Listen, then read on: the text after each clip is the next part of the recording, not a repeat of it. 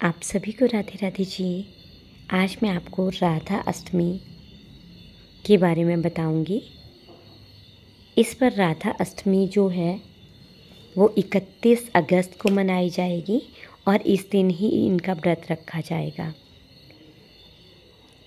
हमारे शास्त्रों में, हमारे हिंदू धर्म में इस चीज़ का प्रमाण है कि अगर हम जन्माष्टमी करते हैं और राधा अष्टमी का व्रत नहीं करते हैं तो हमारा जन्माष्टमी का व्रत पूर्ण नहीं माना जाता है।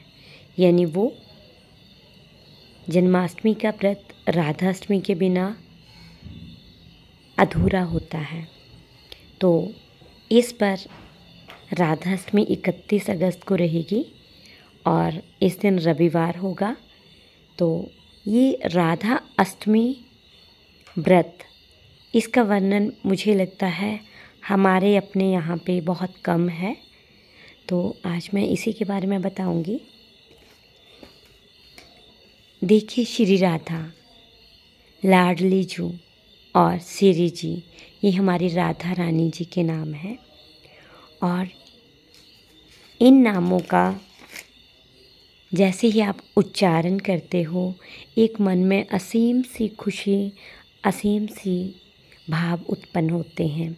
अभी भी वीडियो बनाते हुए मुझे काफ़ी खुशी हो रही है कि राधा रानी ने मुझे इस काबिल समझा कि मैं आप सबको उनके बारे में बता पाऊँ। तो राधा रानी कृष्ण जी की अर्धांगिनी है। शास्त्रों में उनके शादी का भी वर्णन है, क्योंकि हमें कहा गया है, यह समझाया गया है बचपन से ही कि राधा रानी की शादी श्री कृष्ण से नहीं होती है, पर भांडेर वन में उनका वो मंदिर हमें बताता है कि ब्रह्मा जी ने उनकी शादी करवाई थी और हमने खुद भी भांडेर वन के दर्शन किए हैं। और अगर राधा रानी जी की सुंदरता का वर्णन किया जाए तो वो इतनी सुंदर हैं कि सहस्त्रों सूर्य भी उनके तेज के आगे, उनकी रोशनी जो है उन सूर्यों की वो कम लगती है।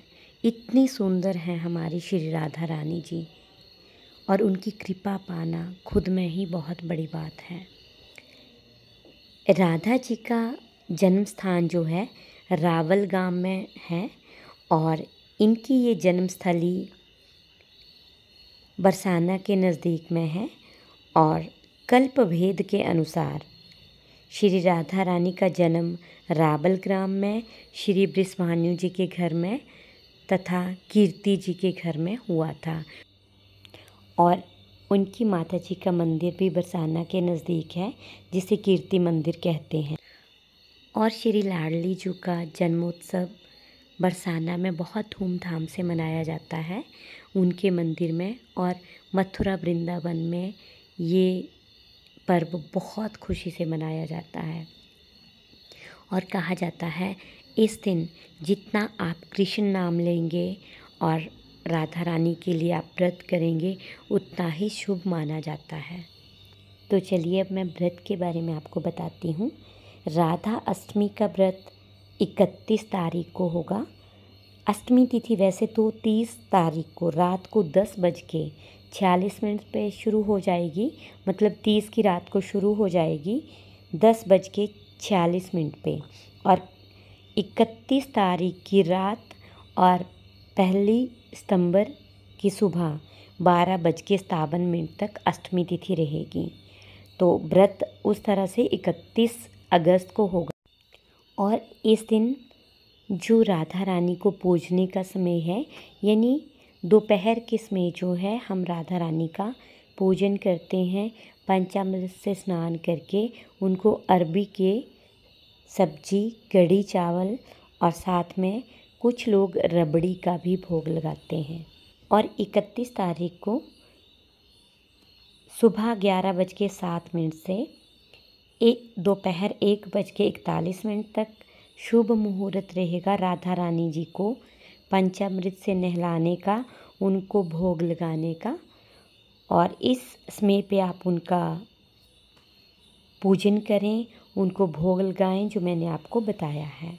और व्रत का पारण कुछ लोग दोपहर जब आप पूजन करते हो उसके बाद ही जो राधा रानी को नहलाते हैं और उनको भोग लगाते हैं, वही भोग वो पा लेते हैं। और कुछ लोग सूर्यास्त के बाद व्रत खोलते हैं और कुछ लोग अगले दिन सूर्योदय के बाद व्रत खोलते हैं। हर इंसान का अपना नियम है, आपको जैसे सही लगे वैसे करें।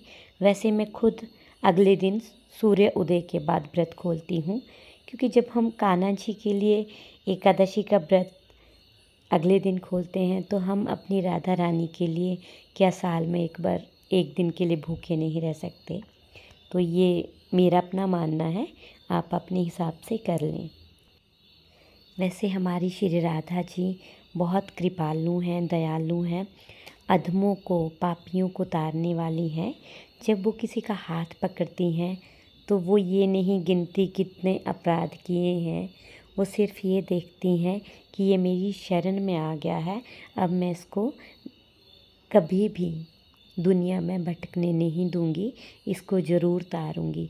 यही खासियत है हमारी लाडली जी की, हमारी प्यारी श्री लाडली जी की सुंदरता में भगवान शिव ने श्री राधा कृपा कटाक्ष स्तोत्र लिखा है और वो उनकी सुंदरता के लिए लिखा गया है। तो हमारी लाडली जो इतने महान हैं कि भगवान शिव ने भी माता पार्वती को उनकी सुंदरता के बारे में बताया। तो आप सभी राधाष्टमी का व्रत करें और पुण्य प्राप्ति करें। आपके और आपके परिवार के ऊपर राधा रानी की पूरी कृपा दृष्टि बनी रहे और आप सभी को राधाष्टमी की हार्दिक शुभकामनाएं। जय श्री राधे राधे राधे।